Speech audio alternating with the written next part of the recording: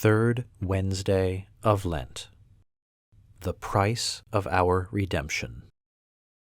You are bought with a great price. The indignities and sufferings anyone suffers are measured according to the dignity of the person concerned. If a king is struck in the face, he suffers a greater indignity than does a private person. But the dignity of Christ is infinite, for he is a divine person.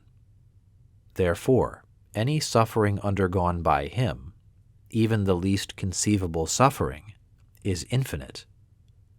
Any suffering at all, then, undergone by him, without his death, would have sufficed to redeem the human race. Saint Bernard says that the least drop of the blood of Christ would have sufficed for the redemption of us all. And Christ could have shed that one drop without dying. Therefore, even without dying, he could, by some kind of suffering, have redeemed, that is, bought back, all mankind. Now, in buying, two things are required: an amount equal to the price demanded, and the assigning of that amount to the purpose of buying. For if a man gives a price that is not equal in value to the thing to be bought, we do not say that he has bought it, but only that he has partly bought it and partly been given it.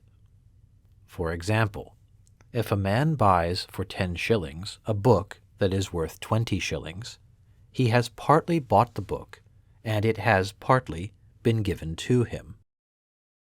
Or again, if he puts together a greater price but does not assign it to the buying, he is not said to buy the book.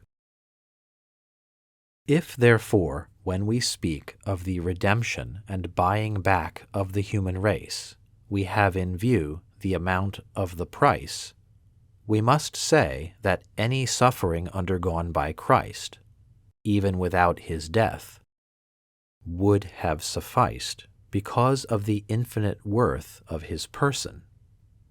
If, however, we speak of the redemption with reference to the setting of the price to the purpose in hand, we have then to say that no other suffering of Christ less than his death was set by God and by Christ as the price to be paid for the redemption of mankind.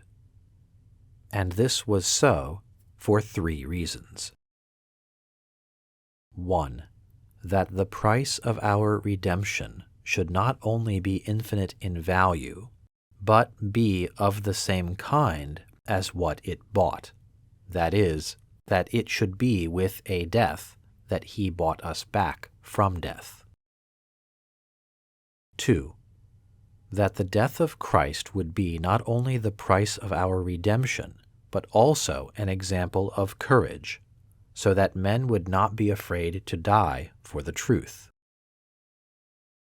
St. Paul makes mention of this and the preceding cause when he says, that through death he might destroy him who had the empire of death, this is the first cause, and might deliver them who, through the fear of death, were all their lifetime subject to servitude, this for the second cause.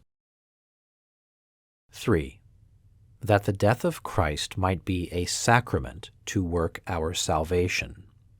We, that is, dying to sin, to bodily desires, and to our own will through the power of the death of Christ. These reasons are given by St. Peter when he says, Christ, who died once for our sins, the just for the unjust, that he might offer us to God, being put to death indeed in the flesh, but enlivened in the Spirit. And so it is that mankind has not been redeemed by any other suffering of Christ without his death. But, as a matter of fact, Christ would have paid sufficiently for the redemption of mankind not only by giving his own life, but by suffering any suffering, no matter how slight, if this slight suffering had been the thing divinely appointed. And Christ would thereby have paid sufficiently because of the infinite worth of his person.